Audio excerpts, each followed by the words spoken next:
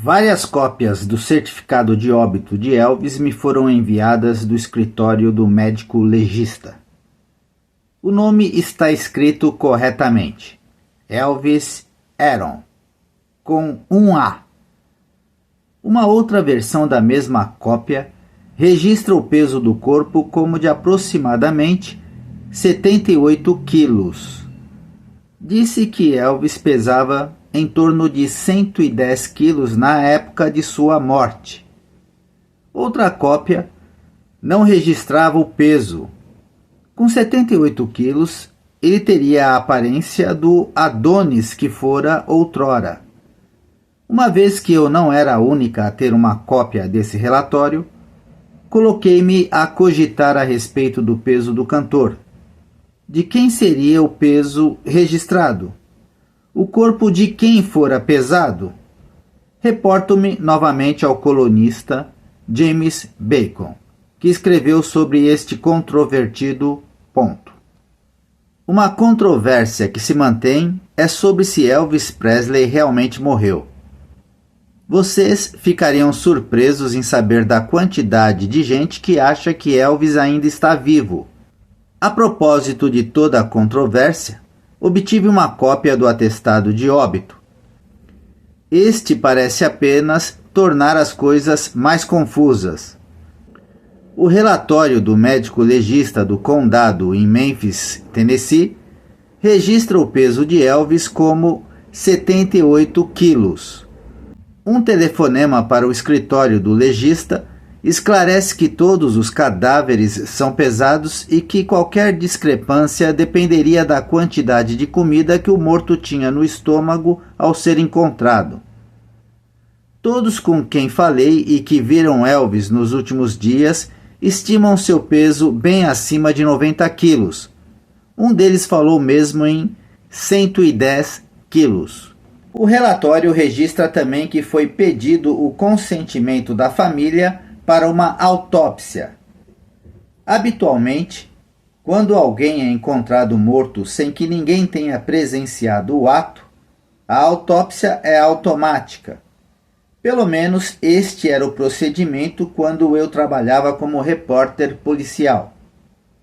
A causa mortis registrada foi doença cardíaca hipertensiva com obstrução coronária.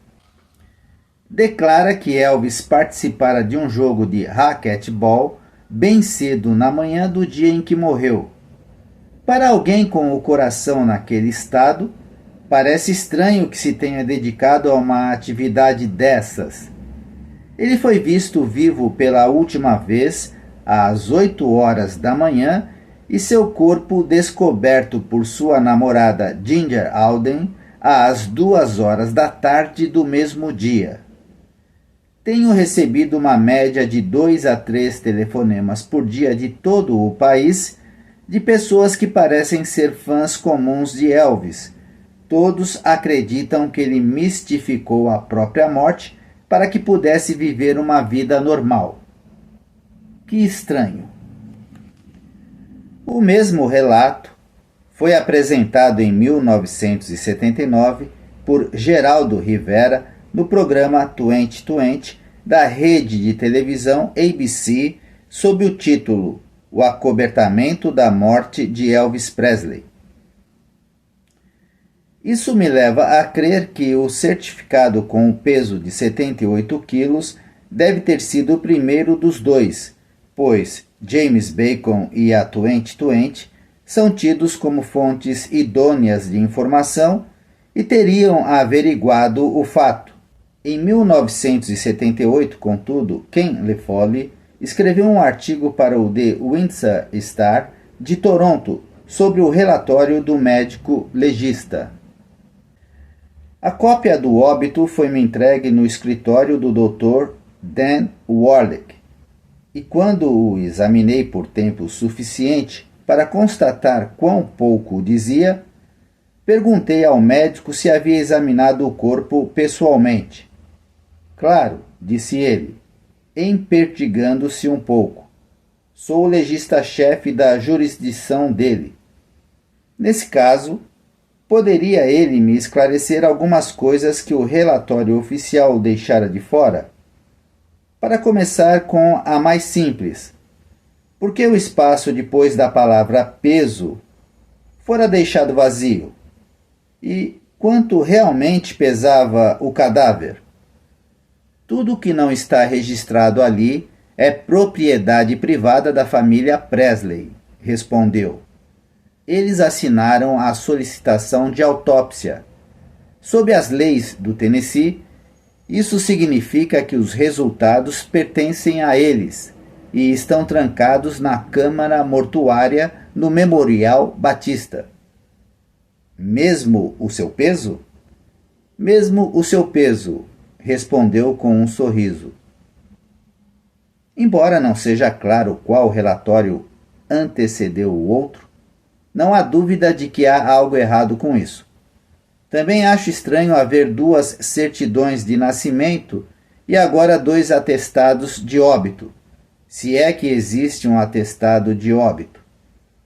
Esses 2 atestados levam à data de 20 de outubro de 1977, o que significa 2 meses depois de 16 de agosto de 1977. Um atestado de óbito é expedido quase que imediatamente, para que a família possa receber o seguro. Outro ponto obscuro, disseram-me que o atestado de óbito original desaparecera e que tal desaparecimento não fora notado senão a 20 de outubro, quando foi expedido um novo atestado. Foi comunicado também que nenhum seguro fora recebido. Há outras inconsistências. O relatório do legista declara que o corpo foi encontrado despido.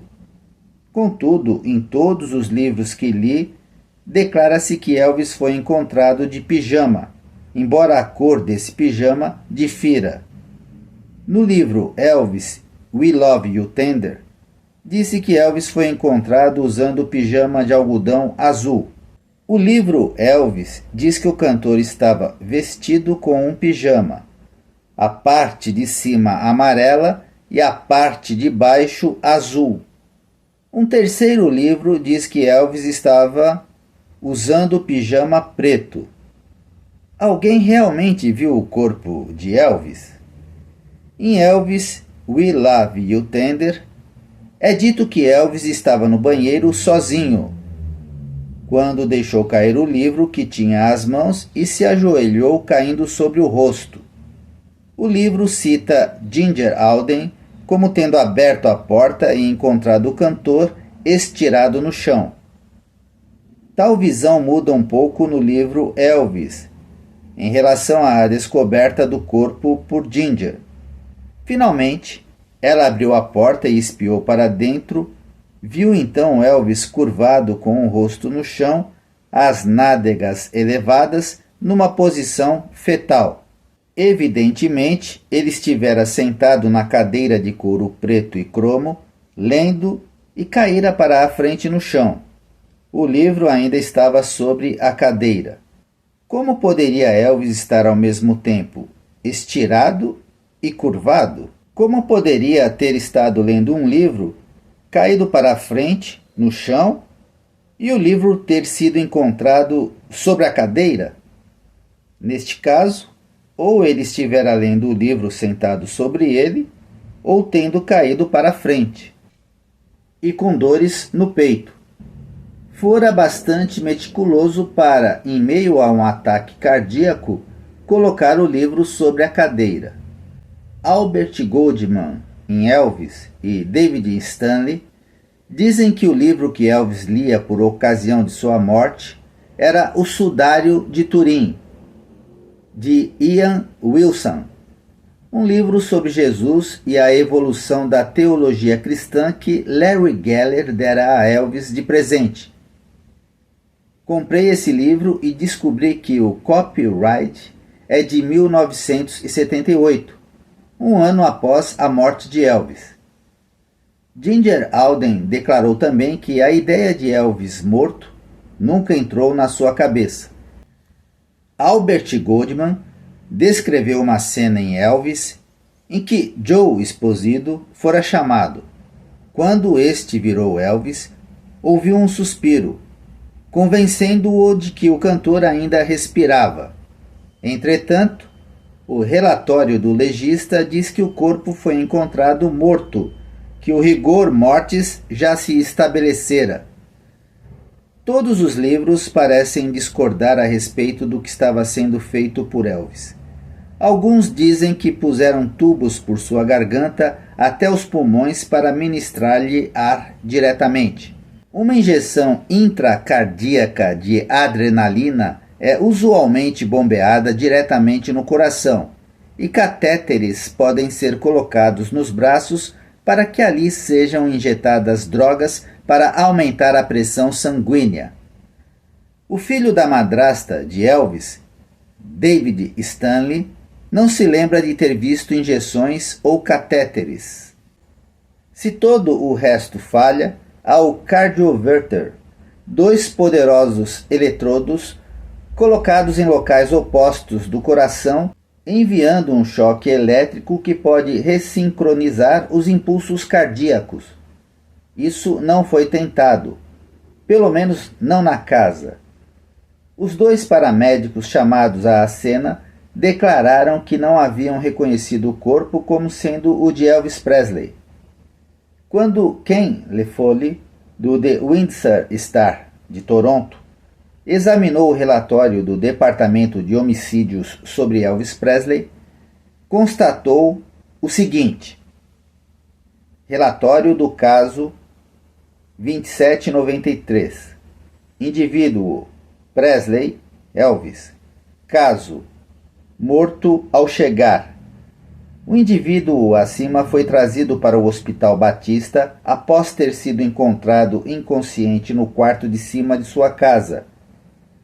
Foi então transportado por uma ambulância do Corpo de Bombeiros e morreu ao chegar ao hospital.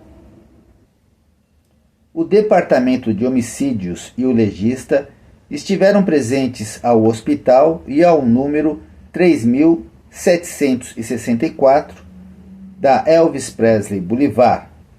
Situação pendente. Oficial relator, Sargento R.I. Millikan. Quando Lefoli pediu para ver o resto do relatório, disseram-lhe que estava classificado como confidencial.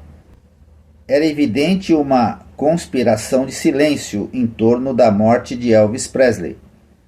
O relatório do legista declara que Elvis foi visto vivo pela última vez às 8 horas da manhã, embora Ginger Alden tenha dito em alguns livros que foi às 9 da manhã.